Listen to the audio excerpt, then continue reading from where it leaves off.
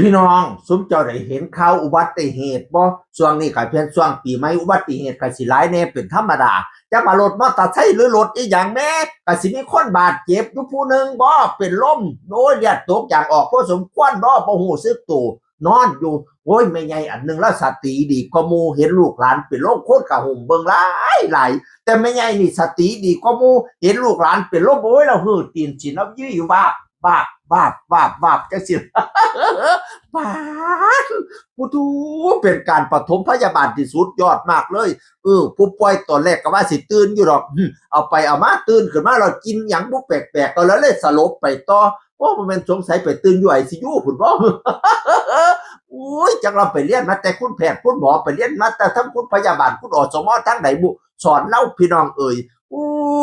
เป็นการช่วยเหลือเบื้องต้นการปฐมพยาบาลเบื้องต้นผู้ใดบ่รู้สึกตัวเฮ็ดคือเรานี่เด้อตีนจินขึ้นได้แล้วบ้าจังซี่เด้อ